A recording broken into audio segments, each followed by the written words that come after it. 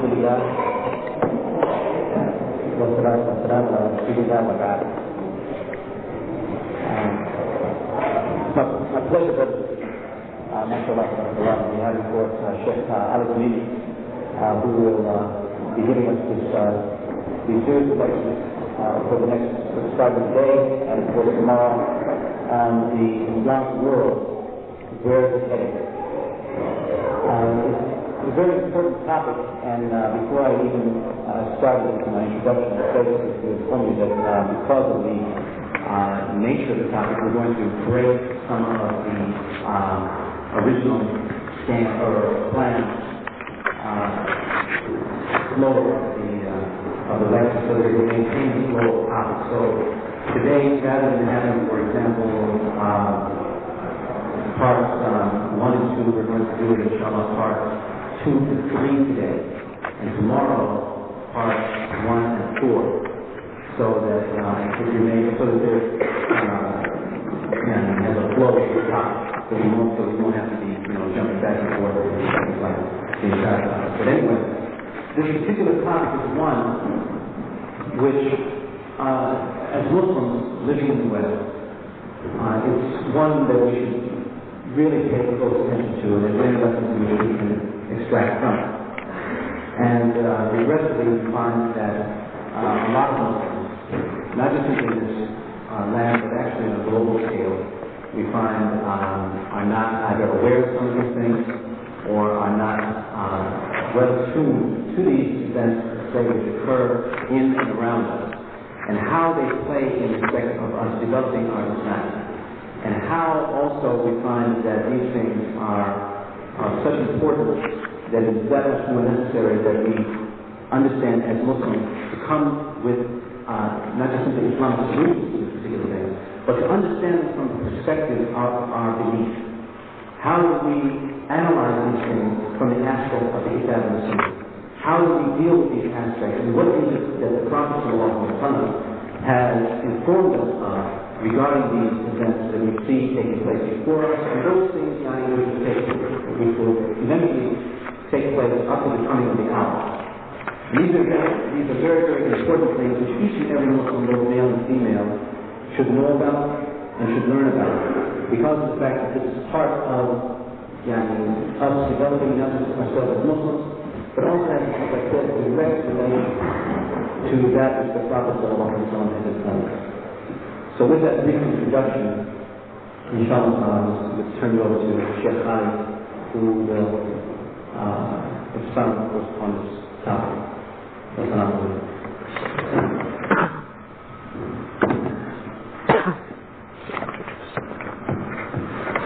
Just like this. الحمد لله نحمده ونستعينه ونستغفره ونتوب إليه ونعوذ بالله من شرور أنفسنا ومن سيئات أعمالنا من يهده الله فلا مضل له ومن يضلل فلا هادي له وأشهد أن لا إله إلا الله وحده لا شريك له وأشهد أن محمدا عبده ورسوله صلى الله عليه وعلى آله وصحبه وسلم وبعد. As we all know, the topic for today and tomorrow is the Islamic world, where is it heading?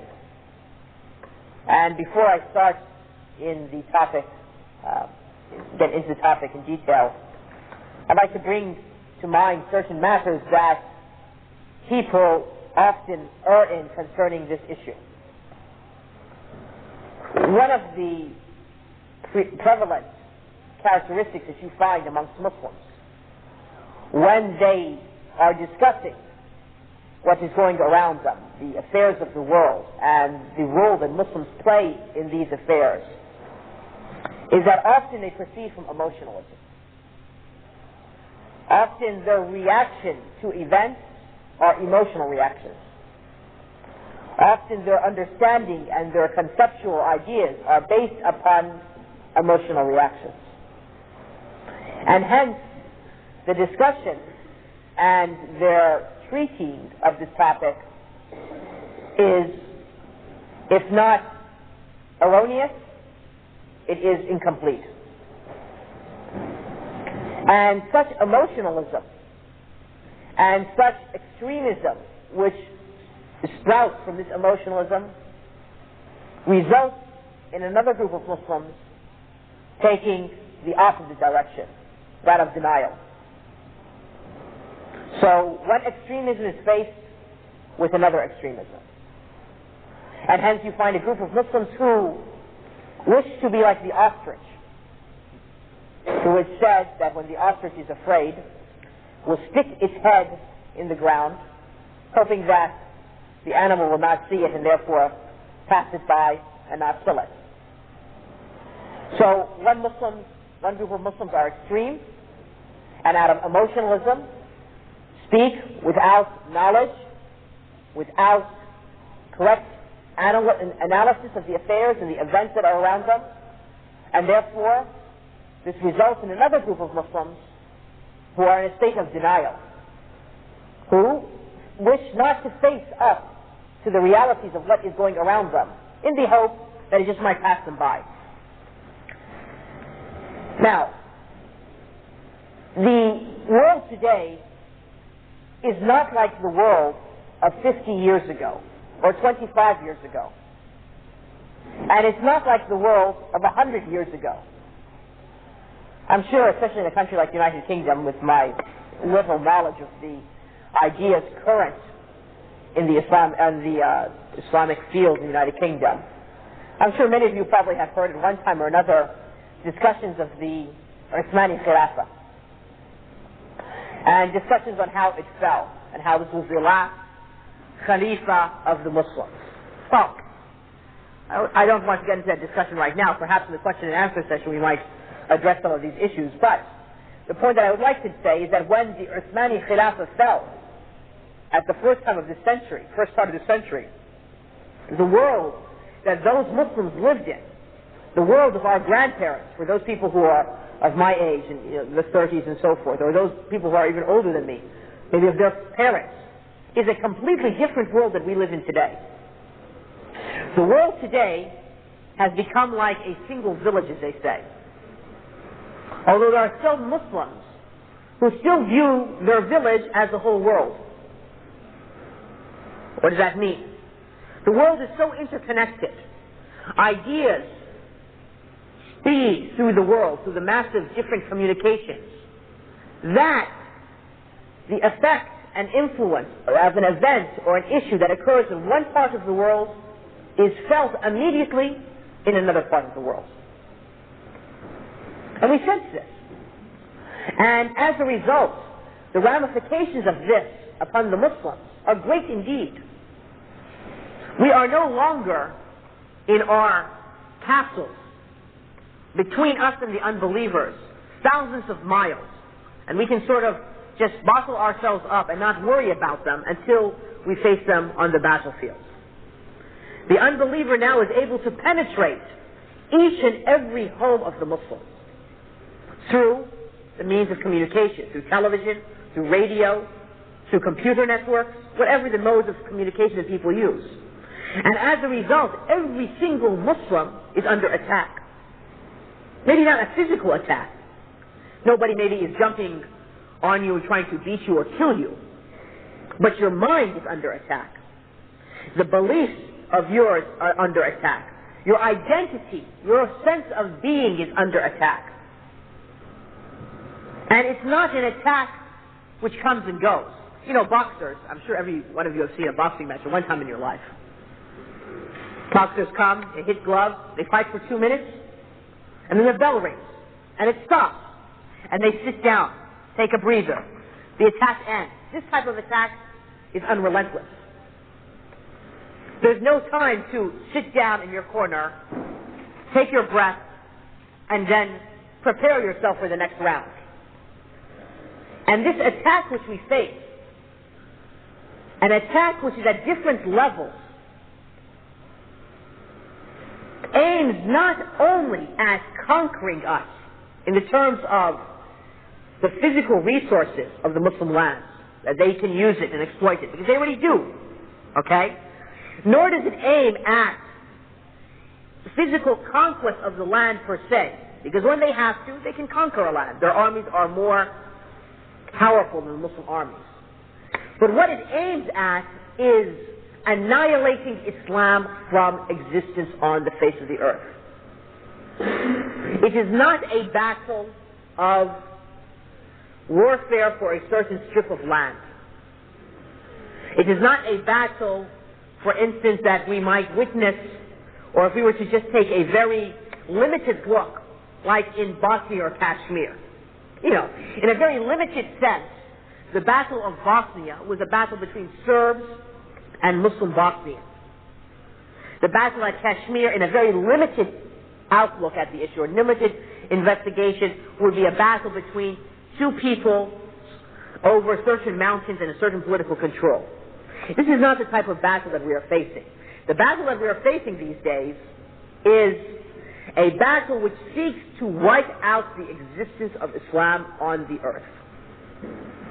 And so therefore, this attack is not only done by a group of people that we can say, okay, it's 5 people who are fighting us in a certain country, 10 people, a certain nation, but it's a global movement to wipe out Islam. And this global movement has unlimited financial resources and unlimited material resources. And the believers are in the state we know the believers are in.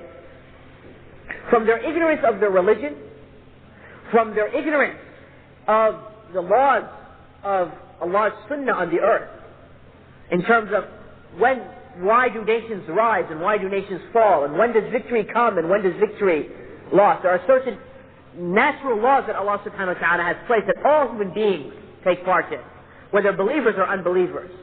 Ignorance of the law of Allah, ignorance of the natural laws of Allah, and ignorance of what is being plotted against us.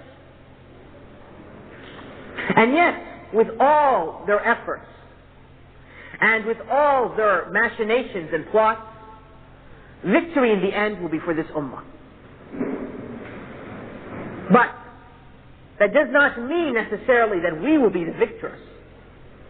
Myself and all you here. We might be the losers. We might lose our identity in this battle and fall off the wayside and lose our Islam. And so therefore it is important that a person at least has some idea regarding what is going on, because it no longer is an issue where these events occur in some remote corner of the earth and doesn't come and affect you. It will come and affect you in your own home, whether you like it or not, whether you want to face it or not. The ostrich cannot live in this age. The ostrich will die. And therefore it becomes among the priorities of da'wah unto Allah. Not the only priority, but among the priorities. So let us not misunderstand what I'm saying. It becomes among the priorities of da'wah unto Allah to break this attack with all the means we can have. Whether that occurs by writing, whether that occurs by speech, whether that occurs by actually physical warfare, like it occurs in certain lands where the Muslims are engaging the unbelievers, and their existence is in question if they were not to repel those attacks. Now, with that introduction, I was at a loss as to what to discuss before coming to the United Kingdom in this 4 lectures about the Islamic world. Where is it heading?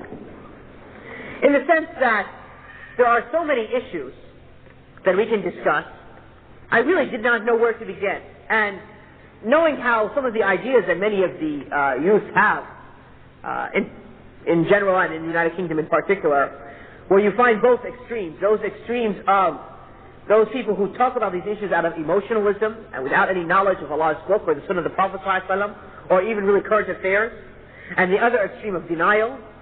It also was confusing to me as to what should I specifically discuss. But as I said, events come and affect us, and events occurred during the last week or so that many of you, I should assume, would be aware of. And that is that when the Muslim brothers in Palestine blew up the Israeli buses and so forth, as a result there was a world reaction. and some 30 or 40 or 50 heads of state, and about 20 Muslim heads of state, especially the Arab states, met in something which was called the Summit of Peacemakers. This event is not an event which can be just thought of, oh, well, it was just one meeting among their meetings. But in reality, it was a declaration of war against Islam. A declaration of war against this ummah. Where those of us who claim to be Muslims willingly put their hands with no shame and said, we will, with the Americans, the Europeans, and the Jews, do our utmost to wipe out Islam. The issue is cast in the terms of terrorism. And a Muslim is against terrorism. It is forbidden in our religion to kill the innocent. Even in jihad. I mean, even now in a situation where Muslims were attacked and were not the ones who began the aggression, but were aggressed upon, like in Bosnia, for instance. It was forbidden for the Muslims of Bosnia to kill Serbian children. It is forbidden for the Muslims of Bosnia to kill non-Serbian combatants. Because this is the religion of Allah. So even though they cast the issue in one of terrorism, Muslims are against terrorism, without doubt. But this is a bogus issue. This is a covering up of the true facts of what they intend. And the issue is not Palestine, even though the discussion was concerning Palestine. The issue is the ummah as a whole. They might start with the Palestinian brothers, and they might work to root out Hamas at first. But I guarantee you, when they finish with them, they're coming for the rest. And when they come to root out the Muslims, they do not make a fine distinction that you like to make for yourselves. That he's, from the Ikhwan Muslimin, we'll take care of him, but you're a Salafi, we'll leave you alone. No. When they put the Muslim to the sword, they could care less who you are. Tablighi, Ikhwani, Salafi, Tahriri, Jihadi, it's all the same to them. Because it is the forces of unbelief attacking the ummah of Muhammad sallallahu alayhi wa sallam, without exception. They could care less. When they were killing Muslims in Afghanistan, the Russians, did the Russians, before shooting a Muslim, make a distinction? Saying he was from Ahl al-Hadith, or he was from the Ikhwan, or he was a Sufi? No. He was a Muslim, he's to be killed, irrespective of what is his identity. Now, don't misunderstand me to say that therefore these distinctions are of no importance and we should all just forget these distinctions and so forth. No, we have to know the truth in these matters. We have to know that Sufism is not Islam. We have to know that, for instance, Shiism is not Islam. And we have to know that those groups who claim to follow the Sunnah of the Prophet ﷺ, but deviate in certain matters, we have to say you've deviated in these matters. But at the same time, this distinction that we have in our minds should not lead us to another extreme where we think that the battle is only between them, these groups, and the unbelievers. And us who claim themselves to be the pure followers of Ahl Sunnah wal Jama'ah, and Allah knows how true that claim is, we are free from the issue. And we can just sort of sit on the sidelines, sit on our couches at home, watch the battle go until both sides are sort of decimated, and then we'll just sort of come up and take over the world. That's ridiculous type of thinking. So, this issue is what I'd like to talk about today. I'd like to talk about the issue of the peace process, the intellectual roots for it, how this issue ties up with our aqidah, what the ummah is responsible to do in order to face this issue, because Muslims need to know these matters. Why? In every single masjid now, at least in the United States, there is a call for interfaith. There is a call that since the Muslims in the Middle East are making peace, Jews and Christians and Muslims should now come together around the round table, forget their differences and work for humanity. Benefit. And I imagine it's probably the same thing is existing today in London and in Birmingham and other cities. And I know for a fact it does exist in certain quarters. This is a ramification of the peace process. A direct link between what is going on in a political event, even though thousands of miles away from us, has a direct link on what is going on in our masajid in the United States and in Europe. Because as I said, this is a global movement to fight Islam. This is not just singular events. In our eyes, in our minds, we might perceive it as just singular events, but it is a global interlinked movement. Now, so let us now take on, for this, I guess we have an hour in this session, and then a second session thereafter, huh? Yeah, a little bit more. And then we can discuss this issue, and then of course tomorrow we'll have some other topics to discuss. And by no means we should imagine that I'm going to be able to discuss every single aspect of where the Islamic world is heading. I doubt there's anybody in the world who knows, no matter how great a scholar he is, knows all what is going on in the Islamic world. And also, we should understand that what I'm going to be presenting is not my ideas that I'm conveying to you, but really all it is what scholars have written in Arabic, many different scholars, that I sort of just put together for these lectures. Okay. Now, we all witnessed, I guess, over the last 3 or 4 years, what has happened in the peace process. We saw that after the Gulf War, George Bush announced his New World Order, and that the world was now going to come to a new type of system, something that the world had not seen before, where peace would be the call of the day, and hostility between nations would come to an end. And that they would start this and show this where the conflict began, in the Middle East. And he called for a just peace and a just settlement in his report to Congress after the Gulf War, in the State of the Union address, where there would happen, and he called for this, and then a few months later, we had the Madrid peace talks, and then afterwards we all saw the Gaza-Jericho agreement between the Palestinians and the Israelis, and then afterwards the peace between King Hussein of Jordan and the Israelis, and also the normalizations of relations between different Muslim countries to varying degrees and the Israelis. But where did this issue begin? Did the issue of Palestine begin in 1948 when the State of Israel was created, and so therefore we can solve the issue by meeting at the peace talks? When did this issue begin? This issue began about 4,000, 5,000 years ago. And it began with the Prophet Ibrahim alayhi salam. And that is, we all know that Allah subhanahu wa ta'ala chose the Prophet Abraham alayhi salam and made him an imam, as Allah subhanahu wa ta'ala says in Surah Al-Baqarah, for all of humanity. And gave the Prophet Abraham a promise that he would be an imam of humanity, and his righteous descendants after him would be leaders for humanity. His righteous descendants. And so this promise passed through Abraham's 2 sons, the Prophet Isaac alayhi salam, and the eldest son, the Prophet Ismail alayhi salam. And then this covenant, this promise between Allah and the descendants of Abraham passed to the children of Israel. And when they denied their messengers and disbelieved, it finally came to the final prophet of humanity, who was from the children of Ismail alayhi salam, our Prophet Muhammad sallallahu alayhi wasallam.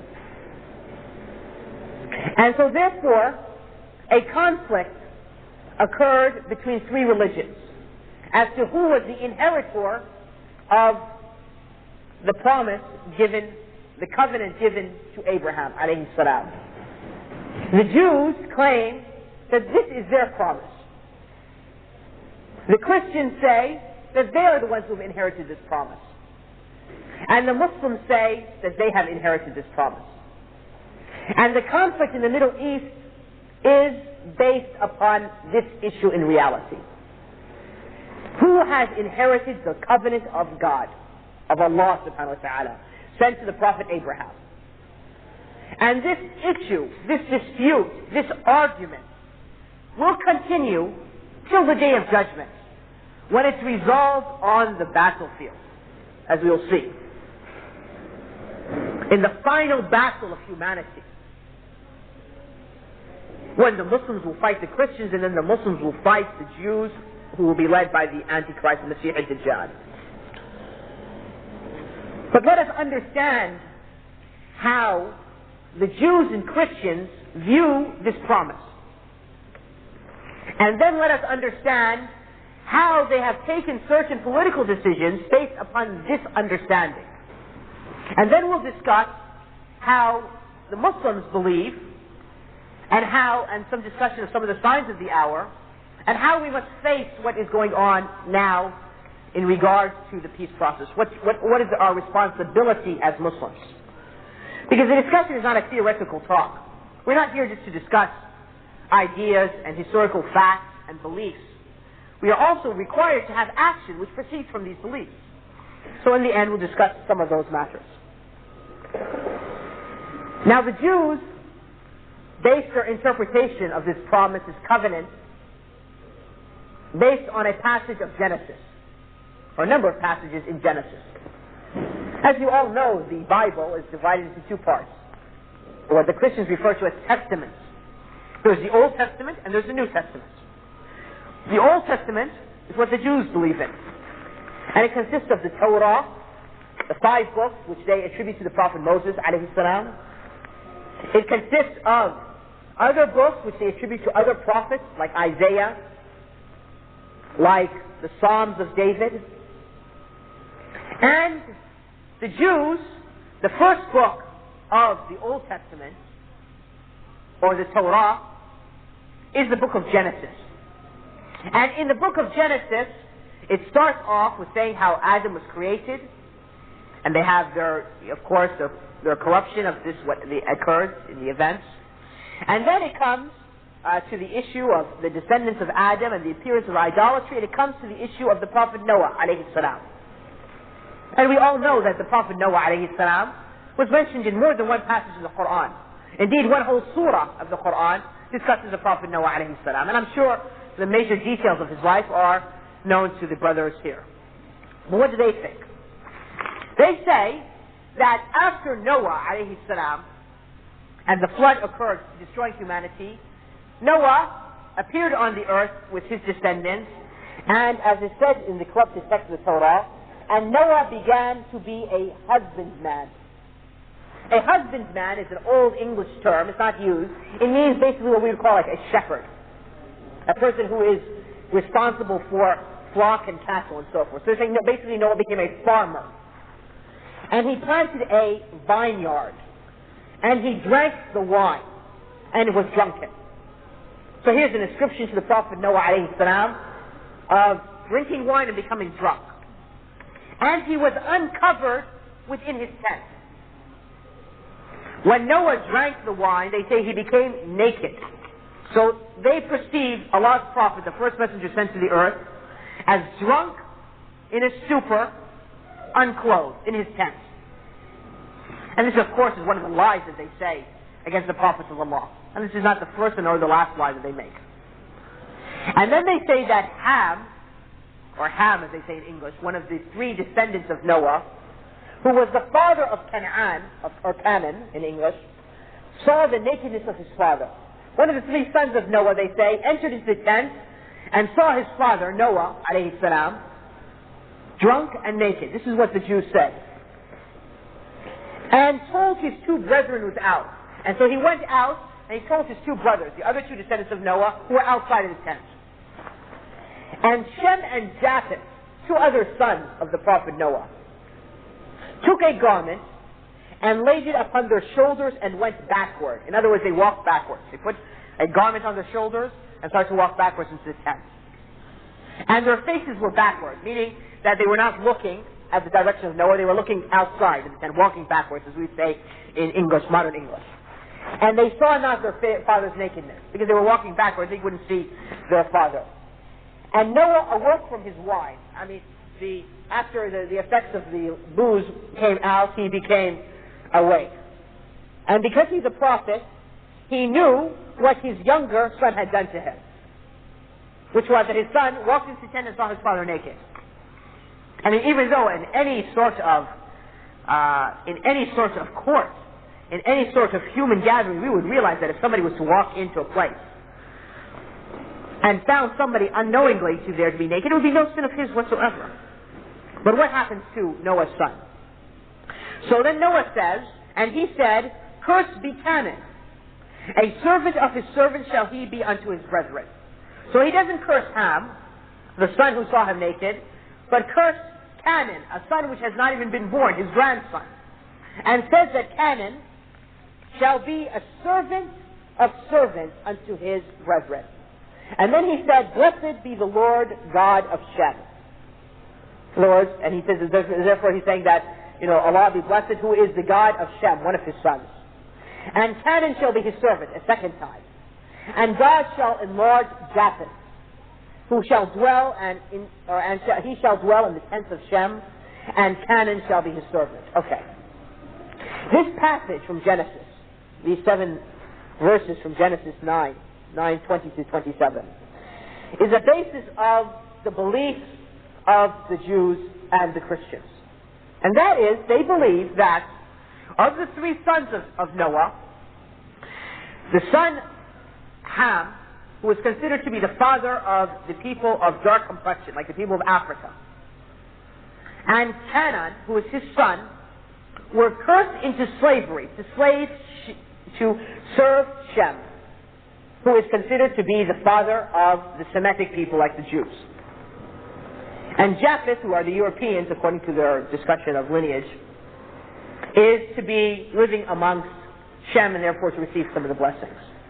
Now, when one thinks of this issue, let us imagine that Ham committed the worst sin on the earth. What was the sin of his son, Canaan, that he would be condemned to slavery 3 times in this passage, to be a slavery to the Jews? And this is the idea that they have, that the people, or who they call the Canaanites, are to be slaves to them, the Semitic people, the Jews. This is their basis of their belief. And that is because Canaan is one of the forefathers of the Arabs before Ismail, alayhi salam. Even though Ismail is a descendant of Shem, but because of intermarriage and so forth, Canaan is one of the forefathers of Ismail. Now, in the United States, or in England, when you go to a Bible school, or like on Sunday when they go to Bible school, they will study this text, and they believe in it, especially the Protestants.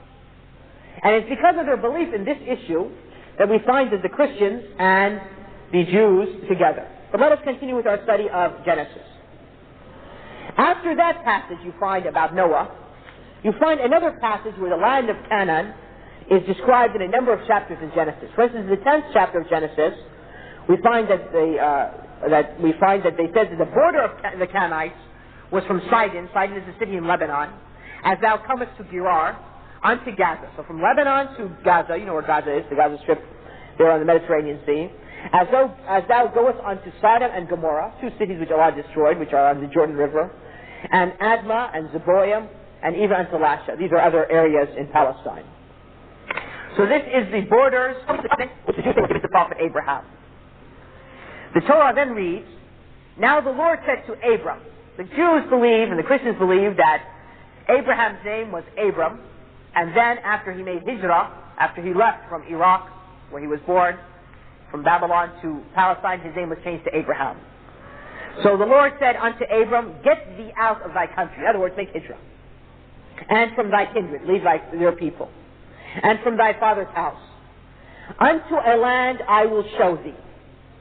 And I will make thee, meaning you Abraham, a great nation. And I will bless thee. And make thy name great. And thou shalt be a blessing. And I will bless them that bless thee. And curse him that curses thee. And in thee shall all the families of the earth be blessed. So this is the promise that Allah gives to Abraham. That he will be blessed. And Allah will bless those who bless Abraham. And curse those who curse Abraham. And through Abraham, all the peoples of the earth will be blessed. Now, if you think of just that one passage, who does that passage apply to? What would you say? Any answers here in the audience? Huh? Muslims. Why? Because in every single salah, what do we say? Allahumma barik ala Muhammad kama barakta ala Ibrahim. Every single salah. And isn't it through the ummah of Muhammad sallallahu alaihi wasallam that all the families of the earth have been blessed? In this audience we have right now in front of us, do we not see people from different families of the earth? I'm up here on the podium, I can see that. I see brothers who come from, looks like from the Middle East, from Arab lands. I see brothers from the Indian subcontinent. I see brothers whose origins are from Africa. If you might find in another Muslim gathering, you might find brothers from European origins. You might find brothers who come from Malaysia and China and so forth. So isn't it through this ummah that all the families of the earth have been blessed? have come to the feast. But of course they interpret it for themselves. But let us continue so we can understand how they think, how the Jews and Christians think. So they say that, so Abraham departed. In other words, he made hijrah, he left, Iraq, and he went to Palestine. This is something which the Muslims believe also. And as the Lord had spoken unto him, in other words, as Allah had ordered him. And Abraham passed through the land unto the place of Sichem, unto the plain of Morah, and the Canaanite was then in the land. In other words, this Canaanite person who was cursed because his father saw his father, Noah, naked, the Canaanite was in the land. And the Lord appeared unto Abraham and said, unto thy seed I will give this land. In other words, the Canaanite who was living in the land, he will no longer have it, and unto the seed of Abraham, he has this land. So we have one thing, that the seed of Abraham is to have the land of Palestine. This is the first issue. Second issue, what do they say in the chapter 17 of Genesis? And I will establish my covenant between me and thee, meaning between Allah and Abraham, and thy seed, meaning your descendants, after thee, in their generations, it means generation after generation, for an everlasting covenant, to be a God unto thee, and to thy seed after thee. And I will give unto thee, and to thy seed after thee, the land wherein thou art a stranger, all the land of Canaan, for an everlasting possession.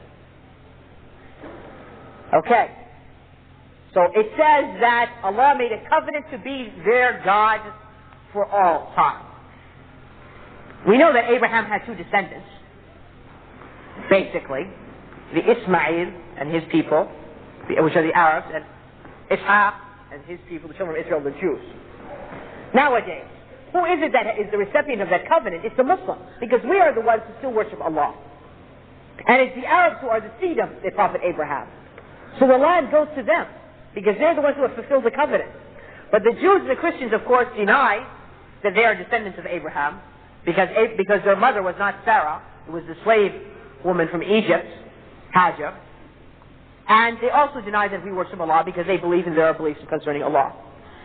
Now, it's interesting that if you read Genesis 17, chapter 17, you find that the verse mentions that the sign, or what the word, the one who translated the King James Version said the token, which means sign, of those people who will inherit the earth are that they will circumcise themselves.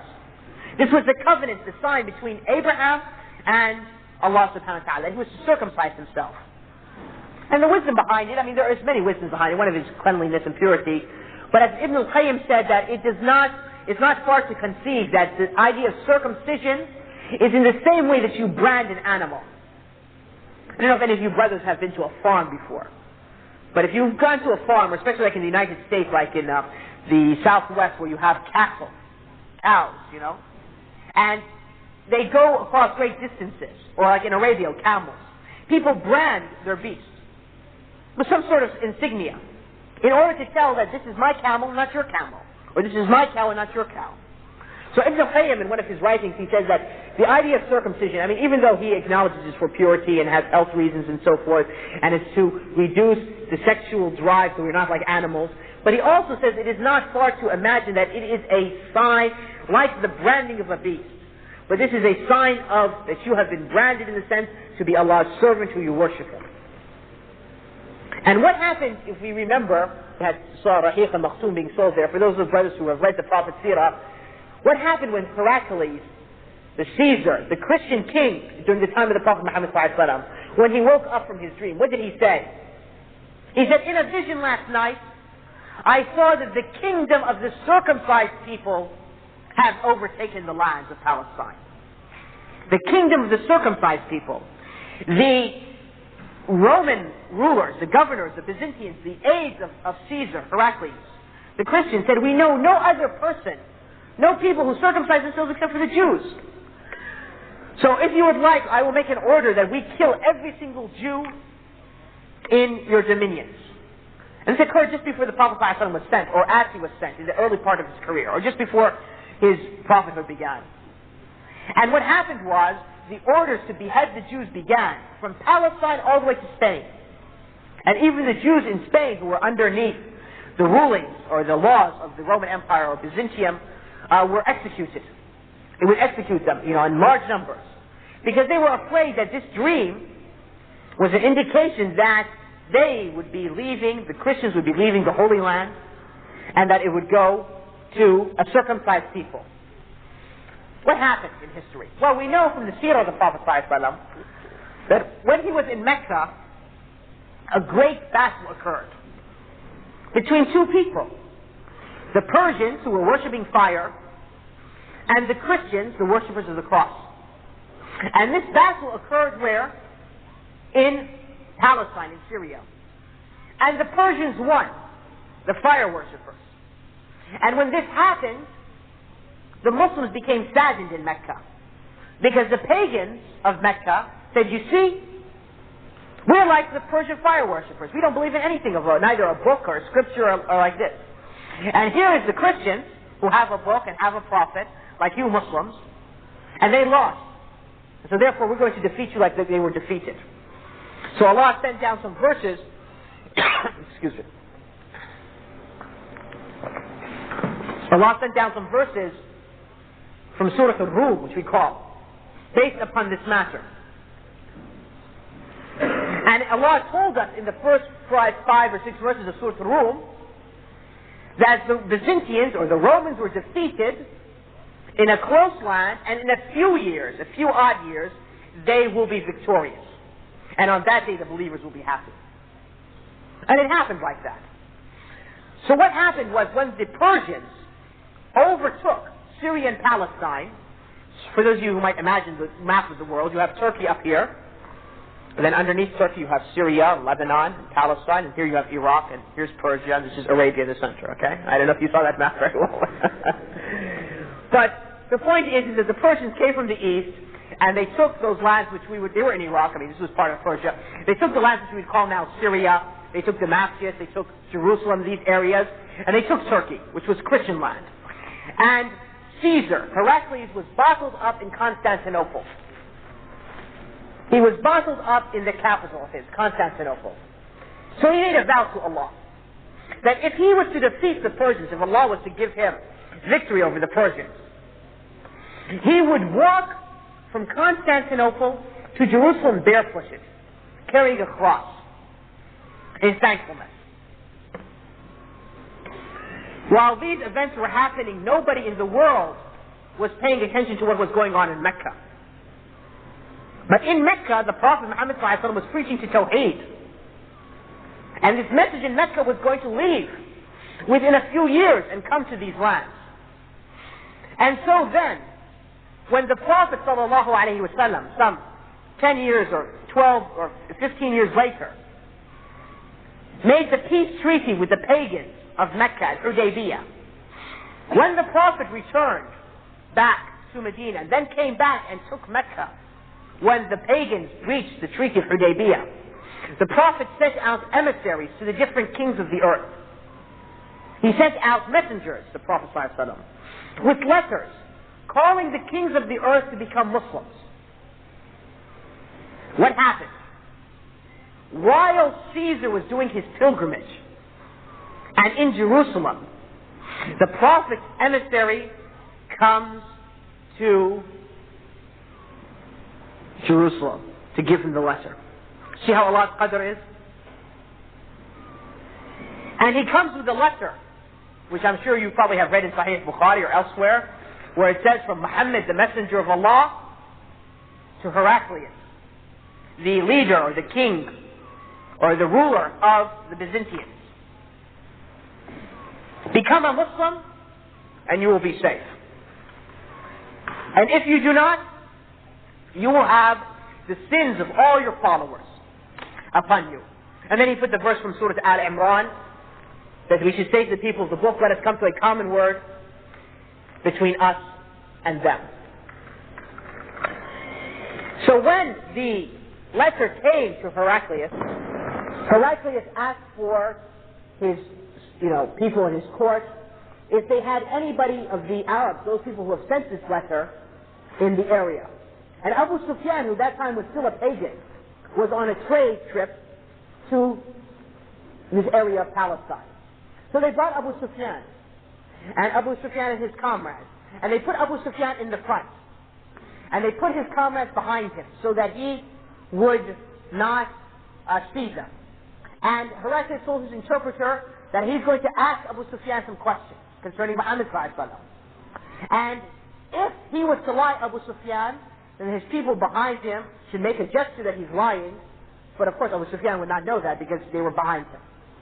And so then he asked him those strange questions. Like, what do you know of this man? What is his message? Was he a king before you? Was he descendant of a king?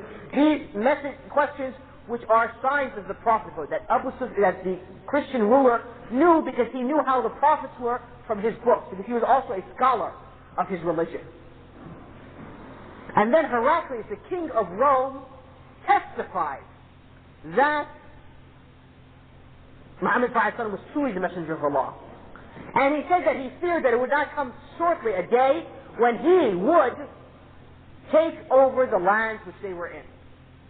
Palestine, this land given to the Prophet Abraham. And we know from the Sirah, Heraclius then tried to convince the Christians to accept Islam. So he called them the next day. He called his bishops and his leaders, his political leaders, his military leaders, and they filled up the church, and he locked the doors. And he said, what if I tell you that I'm going to become a Muslim? What would you say? And they started to get so angry they wanted to flee out of the thing. And then he said, no, I was just testing your obedience. I wasn't meaning that. So he gave up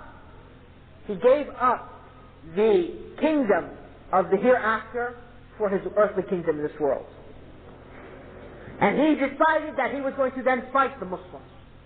And he sent out his army of 100,000 people in the Battle of Mu'tah, where the Prophet's companions fought. And then the battles after Prophet's death occurred when they defeated the armies of Heraclius and took, in the time of Umar al-Khattab, Jerusalem and these lands which were given to Palestine.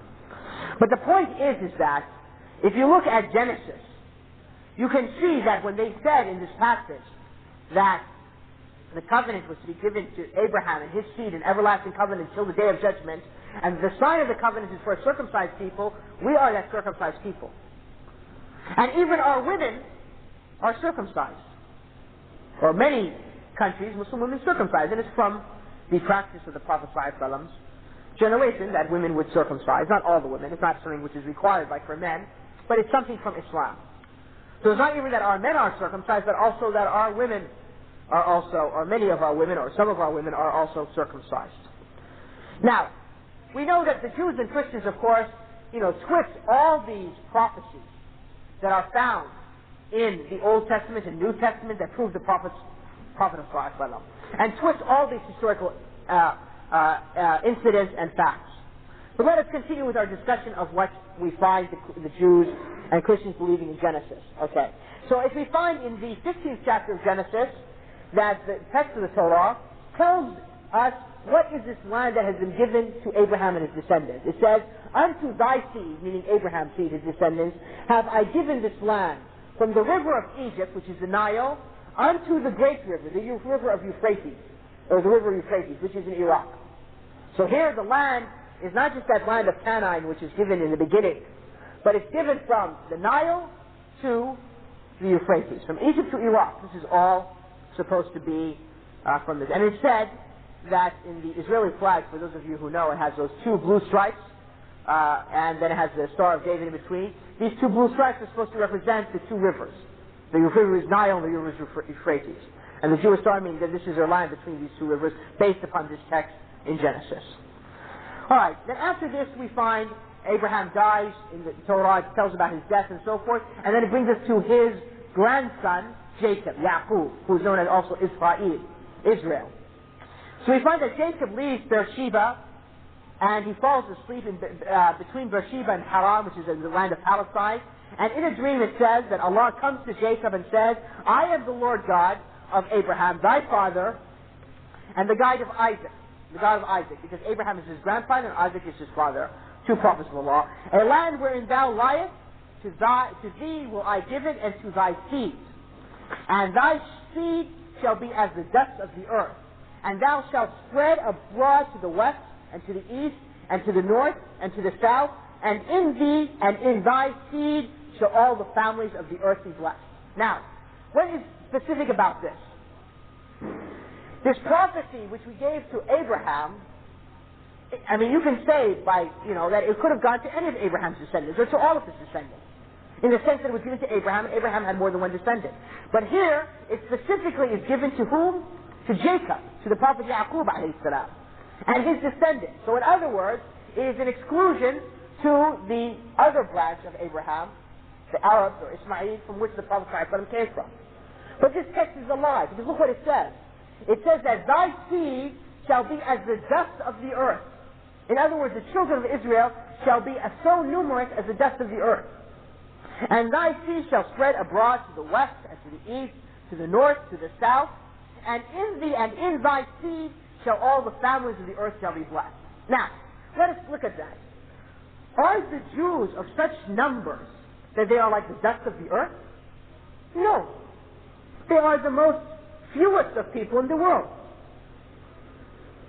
And also, the majority of the Jews are not from the children of Israel. The majority of the Jews are either people who have become Jewish, but were not themselves from the children descendants of Israel, like the Eastern European Jewry, who are a bunch of people which were known as the Khazars, people in the Caucasus Mountains, in this area of Shishan and so forth. Whole large numbers of them became Jewish at one time. Why? Because they were being crushed. They were a pagan people. They were being crushed by two forces. The Muslims were coming from the south, and the Christians from the north, from Moscow. And so therefore, they didn't want to become Muslims because they liked to drink wine. And they didn't want to become Christians because if they became Christians, the Muslims would wage jihad against them, because this is the Muslims' enemy. They said, okay, the best thing to do is become Jews. And so then these Jews, you have Eastern European Jewry, which is spread now throughout Eastern Europe and now all settled in Palestine and so forth. The majority of these people are not the children of, descendants of the children of Israel. Likewise, the Falasha Jew in Ethiopia. Can we say that the Falasha Jew also in Ethiopia is also a descendant of the children of Israel? And the Arab Jew, the Jew of Morocco and Yemen and Iraq and so forth, these are also descendants of the Prophet Isaac. So even if you were to extract all these children of Israel from the Jews, how many true Jews left on the earth are also children of Israel? This shows that this prophecy was never intended for Isaac, but they changed their books. And the prophecy is for the children of Ismail, the Arabs, the Ummah of Muhammad ﷺ, because they are become like the dust of the earth. And their families have mixed. You find now in Iran, among the Persian people, you find people who are of Arab stock, who were originally Arab people who came there with Islam. In Afghanistan, you find people who are originally from Arab descent. In China, you find people who are originally from Arab descent. In Turkey, in Africa. I mean, you can go into some places of West Africa where you find the descendants of Umar ibn al-Khattab. And yet they appear just like the African people. How come? Because when the Sahaba spread and the Arabs spread with Islam, they went throughout all the earth and they mixed with the peoples. And so therefore, and it's also through the children of Ismail alayhi salam, when they accepted at the time of the Prophet Muhammad sallallahu alaihi wasallam, that all the peoples of the earth were blessed, as we discussed earlier. So, this is what the Jewish belief is based upon. The Jewish belief is based upon these prophecies, which they have misinterpreted and corrupted, to say that they are the inheritors of the earth. And that also this lie which they have attributed to Noah, that Noah became drunken, and that therefore the other peoples of the earth are to be their servants and slaves, to work for their ends. Okay, now comes the question, what about the Christians? Somebody might say, well, these are all concerning the Jews, the Old Testament. Why are the Christians involved? Let us now investigate the issue of the Christians. Remember, I said to you in the beginning, and I'm sure all of you know, because this is basically a Christian country, you might say, that the Christian book, the Bible, what they call the Holy Bible, is divided into two parts, two testaments, an Old Testament and a New Testament. And it is in the Old Testament that these prophecies occur, which they believe in. So any Christian, when he opens up his Holy Bible, the first thing he's going to read are these prophecies, because he sees himself as an extension of that. Now, somebody might say that, for instance, that the Christians have been known throughout history, I mean even until recent times, like in Germany in World War II, to persecute the Jews. So how is it that they are standing side by side with the Jews? This is what we'd like to investigate now.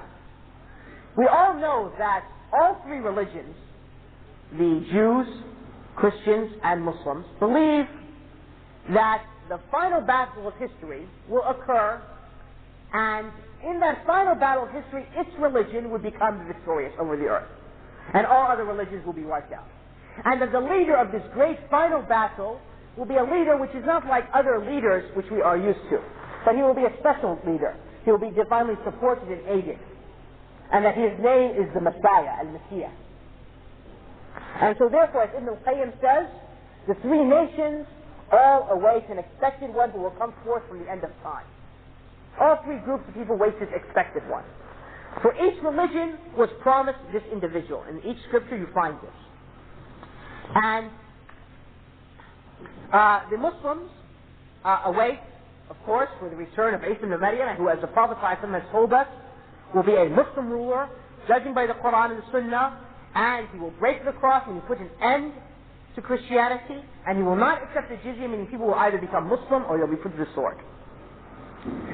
And he will exterminate the pig, which the Christians have made lawful for themselves.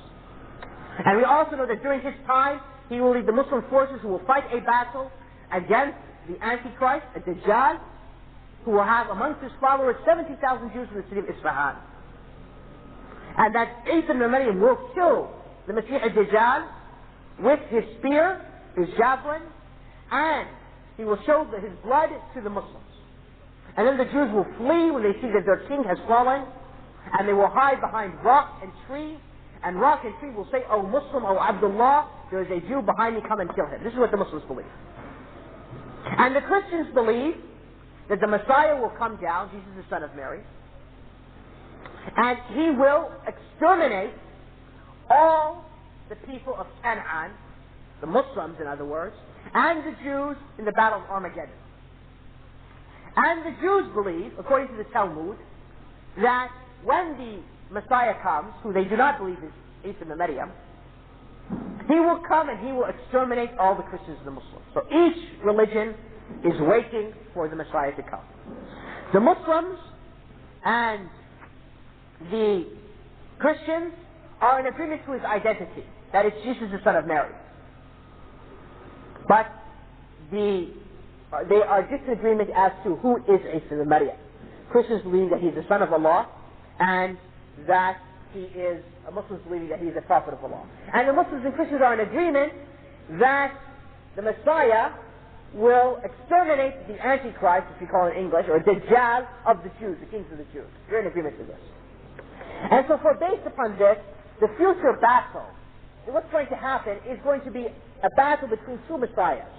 One of them, the Antichrist, whom the Jews believe in and call, listen to this very carefully, they call him, according to the Bible, he is known as the Prince of Peace. And this is what? The era of peace, they say. And they prepare for his arrival. They don't call him the Antichrist. I mean, even though the Muslims and the Christians believe that when the King of the Jews comes, he will be the Antichrist, the Jews do not believe he's the Antichrist. They believe he's the true Messiah. And the other one, the other Messiah who will be engaged in the battle, is the true Messiah, the son of Mary alayhi salam, who the Muslims and Christians both believe will descend from the heavens and return to earth. Now, the Jews and Christians agree that this expected Messiah will be from the children of Israel. I mean, they're in agreement that he will be a descendant of the children of Israel. And the Muslims also agree that because Isa ibn Maryam was from Bani Israel. And the Christians and Jews believe that he will descend among the children of Israel. This is what we disbelieve in. We believe that when Isa comes down, alayhi salam, he will not come down among the children of Israel, but he will come among the ranks of the Muslims as they pray Salat al-Fajr, as they are preparing for Salat al-Fajr. The Jews and Christians believe that he will come down and descend where? Among the children of Israel. And therefore, they believe that the children of Israel will be his soldiers and his supporters. And that the capital of Jesus will be Jerusalem. This is what the Christians and Jews believe. And they also believe that his return will come at the beginning of a millennium, at the beginning of 1,000 years. Okay. So they believe that he will come amongst the children of Israel, and they believe that he will come at the beginning of 1,000 years, at the turn of a millennium, and that the children of Israel will be his soldiers and his supporters. What do they base this belief upon? Well, they base it upon some of the interpretations that they have of the revelation of St. John the Divine, which is one of the last books of the New Testament. You know, the New Testament has many books in it, right? And one of the books is called the Book of Revelation, where they say that John, who they claim is one of the Hawariyun, one of the apostles of Jesus, you know, disciples of Jesus, that he had a dream where Jesus came to him and said, this is what is going to happen in the future. And based upon this interpretation, they say they have these ideas. And they also base it upon the dreams of certain of their monks, of their religious leaders and their rabbis, and the visions of some soothsayers, like Nostradamus. They also interpret events based upon this. And therefore, before the Gulf War, 5 years ago in 1990, when the Christians came to the lands of the Muslims and the war was going to come, the level of intensity of faith in the return of Jesus reached very high proportions in America and in Europe and elsewhere among the Christians. Because some of them thought that this battle of the Gulf War was the beginning of the Battle of Armageddon, and that Jesus was going to come any moment. And so therefore, as we now approach the end of this 1,000th year, the second millennium, and we start now the third millennium, the year 2000, it's just only how many years away? Just 3.5 or 4 years away. We find that two dreams converge where this bogus promise, this bogus interpretation of the covenants of God given to Abraham comes about. The first is the Christian dream, a dream for 2,000 years now, that the Messiah, Jesus the son of Mary, will return, descend back to earth, and in the battle of Armageddon, as we shall express, will kill the Jews, the Muslims, and all those who don't follow the religion. And the Jewish dream, which they've had now for 5,000 years, that their king will come among the descendants of David, who will kill the Christians and Muslims and make humanity slaves for the state of Israel. And this king is none other than the Antichrist, as we know. And it was from this standpoint that the Jews and the Christians agreed that they have to create the state of Israel and put all the Jews back in the state of Israel in order to prepare for the return of the Messiah, according to each interpretation. Because each group is waiting a Messiah. And so therefore, even though logically it would seem that in this time period Muslims and Christians should be in unity and working together to fight the Jews, because we all agree, Muslims and Christians, that the true Messiah is Jesus the son of Mary. And we all agree that the Messiah of the Jews is the false Messiah, the Antichrist, who the Muslims would fight. So a logical review would mean that in this period of time, the Christians should be helping the Muslims fighting the Jews. And that a war, an unrelenting war, would occur between the Christians and the Jews, because in preparation for that final battle between the two Messiahs. But what has happened? Are the Christians on the side of the Muslims in this issue? They're on the side of the Jews. What is this indicative of? This shows us the deeply rooted hate the Christians have, where they are willing to give up all their monetary benefits that they can gain. As one person said some 15, 20 years ago, they're willing to give up all the oil of OPEC for a bunch of oranges that come out of Israel. They're willing to give up all these monetary benefits, all this, also the religious benefits, which the religious necessities of the religious beliefs, in order to work with the Jews. And so therefore, they came up with this idea. Let's not discuss the details of how the Messiah is going to come back. What we should do now is just prepare for his coming, and then when Jesus comes back, or when not Jesus, the Messiah comes back, we'll see. If he's the Messiah of the Jews, we all become Jews. If he's the Messiah of the Christians, then you all will become Christians or face the sword. And so therefore the Jews and the Christians came together and said, it's in our interest for us to leave this issue hanging as to his identity and work at putting the Jews back in the state of Israel, the land of Palestine, to prepare for the coming of the Messiah and work against their common enemy. Who? The Muslims. And therefore, we find that Jews and Christians are standing side by side for the first time in history for this matter. Throughout history, Christians have been persecuting Jews. And so therefore, it is not surprising why we find the Jews and Christians standing side by side if we look at this issue in this way. But what is surprising is that why would the Muslims the Arabs, in particular, run behind these Jews and Christians. And so therefore, let us review 3 events of this century. Now, we know that at the beginning of this century, at the year 1900, like in the end of the 1800s, 1880s and 1890s, the Christians said, well, if Jesus is to come back, if he doesn't come back at the beginning of this last century, meaning of the year 1900, he's going to come back at the end of the 1990s, in the year 2000. And so therefore, in the end of the 1800s, there was a great movement for the return of Jesus. Among one of these groups that occurred during this time were the Jehovah's Witnesses, which thought that Jesus was going to come back in the first part of this century. And so therefore, a conspiracy to put the Jews in the state of Israel and to prepare for the Messiah, to create an Israel, occurred. The first event was World War I, which among its aims and consequences was that the Uthmani state, the Khilafah, would be dismembered, and that they would put an end to this Khilafah, which even though the Khilafah at that time, I mean by the time of World War I, was basically figurative in meaning, and most of the Muslim lands were under the rules of either direct or indirect rule of the colonies to the Western powers, and the Khilafah had reached certain weakness, which was unable to really last much longer. However, though, it resembled a symbol in the minds of Muslims of Muslim unity. I mean, it was just a psychological symbol. So this was one of their aims. And in fact, in the papers, if you go to any library, especially for those brothers in college, you can open up your old papers from the year 1914, 1915, 1960, these years of World War I, and look at the headlines written like the London Times concerning World War I and what they were saying about how the Khilafah must end. This is, in the newspapers you'll find.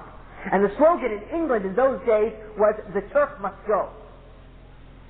In other words, the Uthmani Khilafah must come out, must go, must put to an end. So they used to say, "The Turk must go." This was the war slogan of World War I, because the Uthmanis were Turkish, as we all know. And also, part of the aims, or one of the results of World War I, was the declaration that the Jews had a right to establish a homeland in Israel, what was known as the Balfour Declaration. And that is because when the final Uthmani Khalifa, Sultan Abdul Hamid, refused to accept the Jewish bride by Theodore Herzl in the end of the 1800s, Theodore Herzl came to the Uthmanis and said, "Listen, we'll buy from you Palestine. Give you all the gold you want. Give us Palestine." So when he refused, they decided to remove the Uthmani Khilafah, and Balfour, Lord Balfour here, who was the foreign minister, and who was a fanatical evangelical, as we will see, came out with this declaration that the Jews have a right to establish a homeland, a national home in Palestine.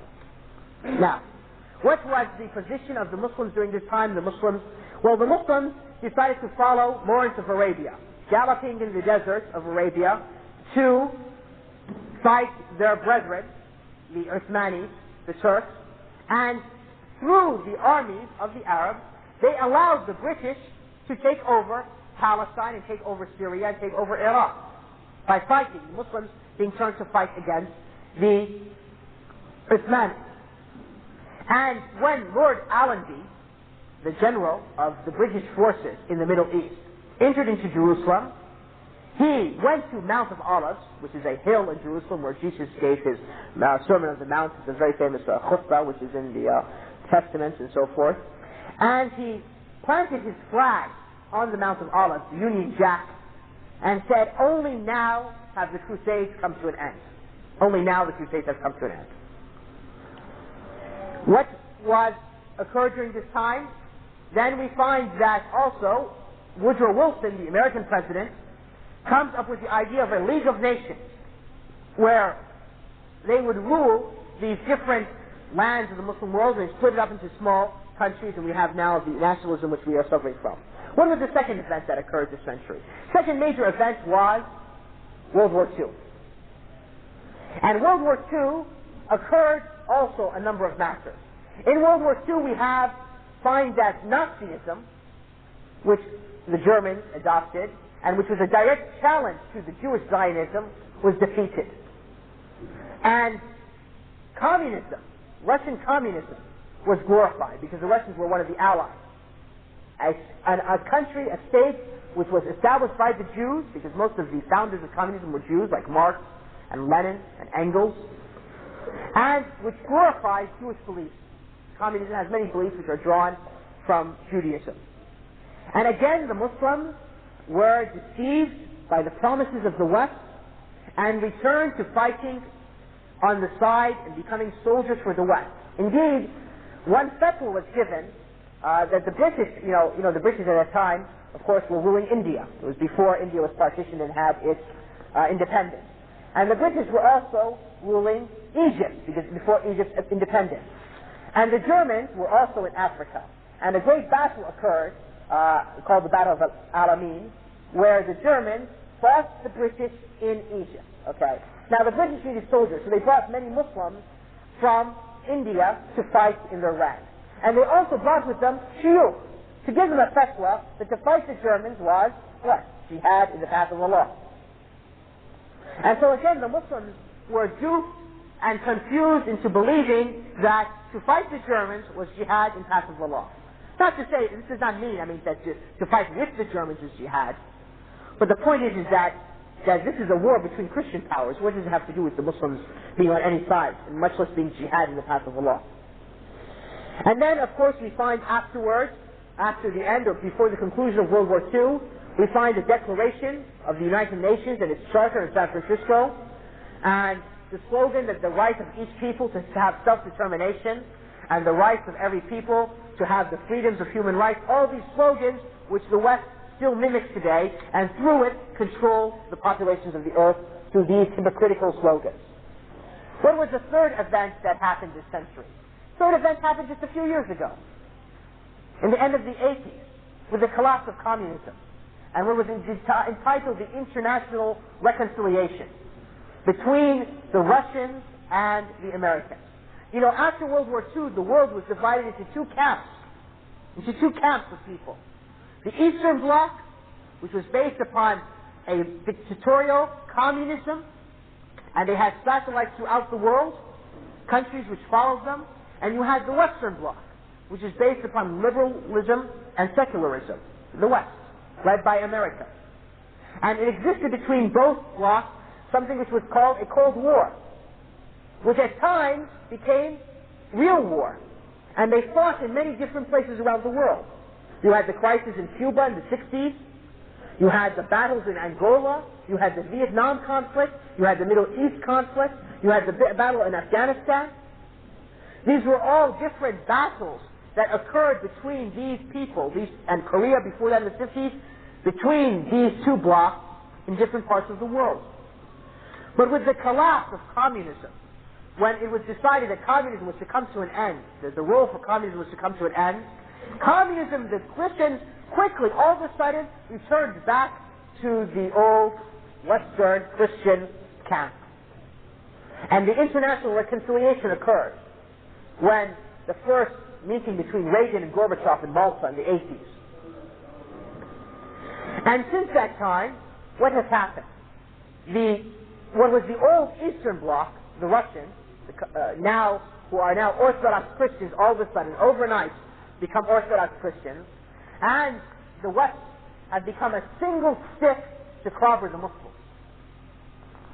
And therefore you find now an issue which is happening this day in Chechnya, where 10 years ago, or not even 10 years ago, maybe 8 years ago or less, when the Russians were fighting the Muslims in Afghanistan, before the international reconciliation, before the New World Order, the American government, the Europeans, were assisting the Mujahideen to fight the Russians. And now in Chechnya, the West, through the IMF, is giving billions of dollars in loans, interest-free loans or low-interest loans, extended loans, to the Russians, in other words, in order to actually finance the war against the Muslims in the Caucasus. And so therefore, they have become now a single stick to clobber the Muslims. And the same thing we saw in Bosnia, where the Russians were sending volunteers to fight with the Serbians.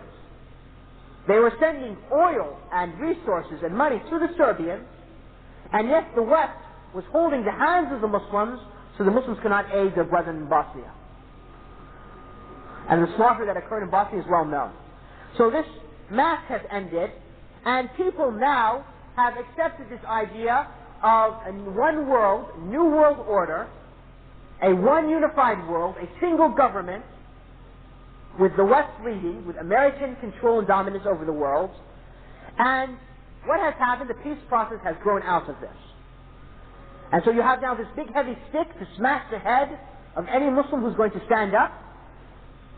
And the doors of, after the international reconciliation, the Jews of Eastern Europe, which was the greatest Jewish population after America, all migrated, all these Russian Jews and Eastern European Jewry came to Israel to become soldiers and indoctrinated for the battle against the Muslims.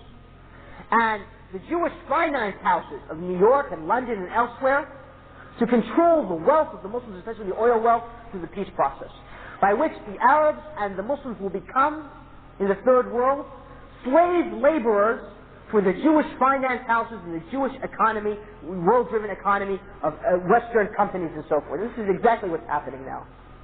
Go to Malaysia, go to Bangladesh. You find these massive Western companies now moving to these lands. Why?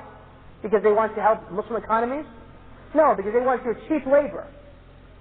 So you go now to Bangladesh, you go down to Malaysia, perhaps even the sneakers that most of you brothers are wearing were produced in Malaysia and Indonesia, where you find Muslim women working in basically in slave conditions, 12, 14, 16 hours a day for maybe less than $1 a day to make shoes, which they make the money off and then they sell back to us, as we are the consumers. We are their laborers. We toil all day long to produce the product for them, and then they take that product, they sell it back to us again. Now, so in order to facilitate the world's conditions, it's necessary for the West, it was necessary for them to destroy any single military might in the Islamic world. And so therefore the Gulf War occurred. Not because the Gulf War occurred because the Iraqi government, an unbelieving apostate government, is going to give victory to Islam. But the military might which was developed there might one day be inherited by the Muslims. I mean, one day it's conceivable that the Muslims would change the situation in Iraq, and then all that military might and expertise and technological expertise, right, would be Muslim powers. Because those people, even though now they're being ruled by an unbelieving regime, and it's a regime which is a butcher regime and so forth, but nonetheless the people in their essence are Muslims. We saw this in Bosnia. The Bosnians were underneath communist rule for 50, 60, 70 years. They knew nothing of Islam. I mean, Bosnians were just Muslims because they were just Muslims, that's all. His name was Muhammad instead of his name being, I don't know what Bosnian name is, his Serb name, Harris or whatever. Not a Harris, no, Mikhailovich or something like that, So the point is that all his name was, Muhammadovich instead of Mikhailovich or something like that. That's why he was a Muslim. And so when the Serbs were killing them, they had no idea why they were being killed. They said, oh, you're our neighbors and we marry you and we all drink beer together. What's the big deal? But what happened within a few years? The Bosnians started to return to Islam. You now find in Sarajevo and different cities in Bosnia, women wearing hijab, some even women wearing niqab. So the Muslim peoples, even though they are ignorant of their religion, when they have the opportunity to be taught and dawah to be given to them, they return unto Allah. There is still good present in the hearts of the Muslims. They just need somebody to go out there and preach to them and to remove these forces and these ideas away from them so that you can grow and let them develop. And so therefore the fear of the West was, even though they had built the armies of Iraq, that it would one day be inherited by the Muslims. And so therefore they had to destroy it. And this is what's happening throughout the Islamic world. No Muslim country is allowed to develop to the level where it might become a powerful nation, or it might in the future become a land. In Pakistan, when Zia al-Haq, with all his faults and all his matters which we would disagree with, right? But because he had an Islamic sort of sense to him, okay? Because he had an Islamic spirit in him, they assassinated him. And when they assassinated him, they were willing to assassinate the American ambassador on the airplane with him. And they switched the situation in Pakistan, as Pakistan was supporting the Muslims, and there was a growth in Pakistan towards implementing the Sharia, was all of a sudden switched, and who has now taken over, who is the model of Islamic, sisterhood or motherhood, I don't know what, but has come about. So you see, the point is that the West will not allow any Muslim country to reach a level of development. Even though the people might be secularists or so forth, in the fear that in one day, the Muslims might then, the dawah might spread and take over the resources. So they'll engage it in civil war, they'll engage it in a war they will cause it some sort of problem in order that the Muslims will never reach that level. Not that these regimes themselves will carry the battle of Islam, but in the fear that one day they will inherit, the Muslims of that land will inherit that. Most of the Muslim population in the world today is under 21 years old. Under 21 years old. The population in Algeria now, for instance, it said that more than 60% of the people in Algeria are under 16 years old. More than 60%. If more than 60% of a country is under 16 years old, if you had Islamic schools, within one generation, those will be the Muslims that you need. But if a bunch of 16 years old kids are living in circumstances of civil war, living in circumstances of confusion and displacement and poverty, where people cannot go to school and not learn and know there's no dawah, and people are engaged in fighting and killing each other, how can you imagine that an ummah will come about with that? You will not have an ummah. You will have a generation of lost people, lost youth, who when they are in their 20s and 30s will know nothing but killing. They will know nothing of Islam. They will not be capable of doing anything. They will be uneducated either in worldly or religious matters. Like in Somalia. Somalia has a very young population. If you look at the demographics, take the United Nations statistics, it's very young. But the Somalis cannot be imagined that at this time, that this generation will be able to do anything, because there's a lost generation. They know only clan warfare and killing and so forth. Not one of them has sat down in school for one day to learn something. So it's a lost cause. And so this is what is happening. Because in one generation the Islamic world can change if there are schools, if there's dawah. Because the population of the Islamic world is extremely young. And it said, I think the latest thing I read, that the majority, maybe more than 50% of the whole Islamic world is under than 21 years old. And of those 1 billion Muslims, it said that maybe more than 50% is under 21. You see how the youth, you could change a generation within 30 years. Those youth could become the parents of a new generation, which would be upon Islam. But it's important then, therefore, that these youth never reach their potential.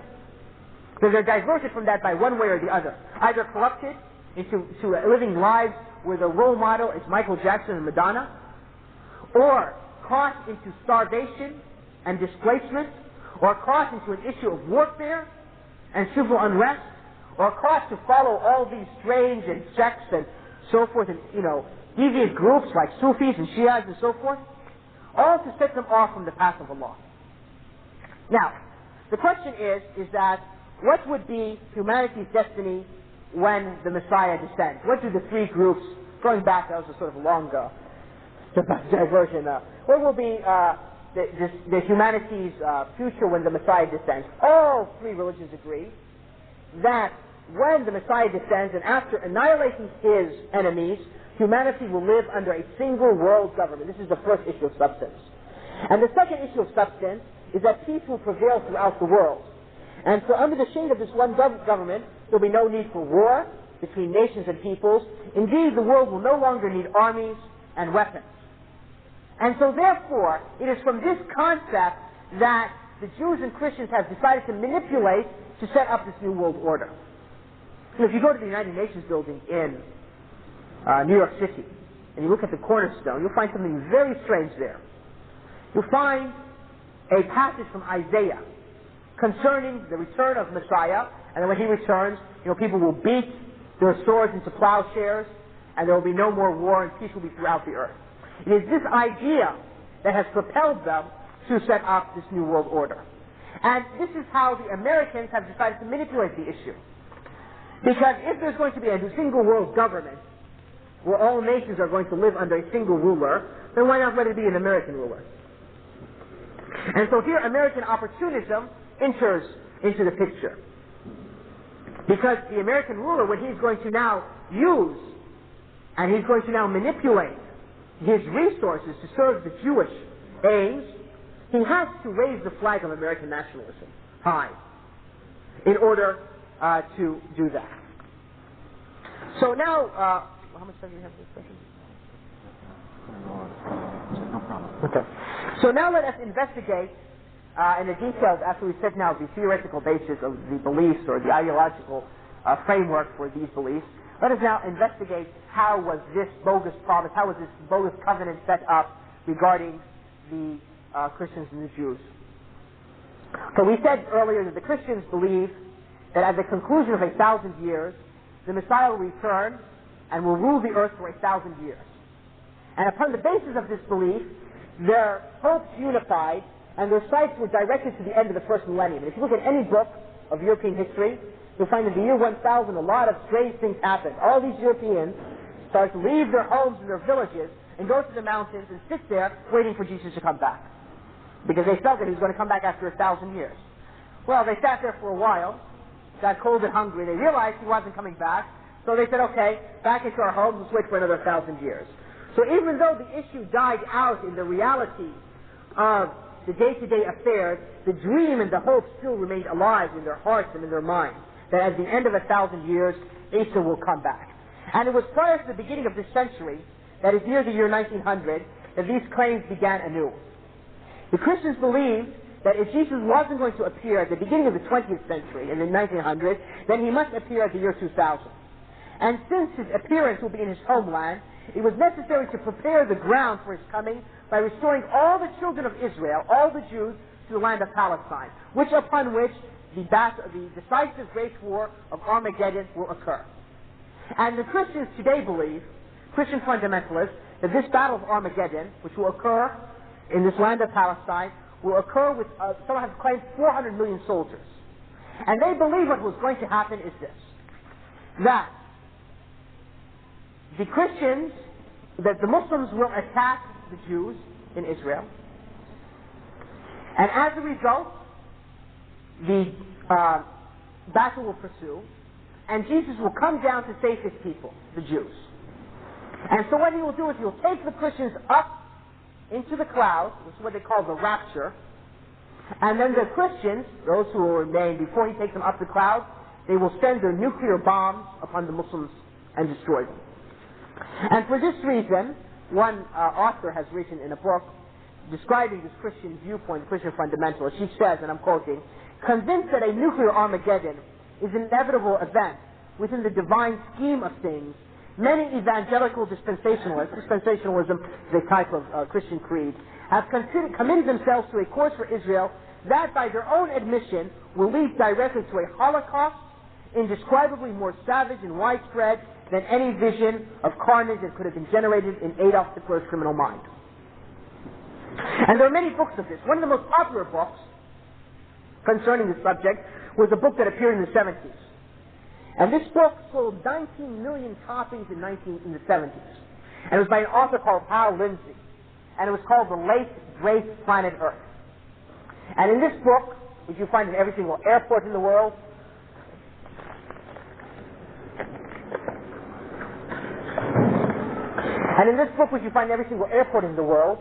you find that it describes in a dramatic fashion the coming of the end of the world and the battle of Armageddon.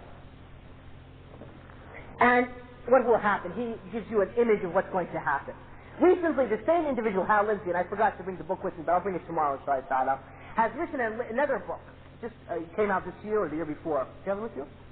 No. And it's called The Final Battle, where he gives you on the cover a picture of a mushroom cloud, nuclear mushroom cloud. And you might imagine who that cloud has fallen upon, that nuclear bomb has been rained upon, the Muslims. And that is because the Christians will believe that the Battle of Armageddon will conclude with a total victory for the Christians and a complete destruction of the idolaters, that is the Muslims. And that this will occur when the Christians with the Messiah are raised above the clouds, and the Muslims will then drown, according to Revelation 19:20, where it said a lake of fire burning with brimstone. They say this lake of fire burning with brimstone is the nuclear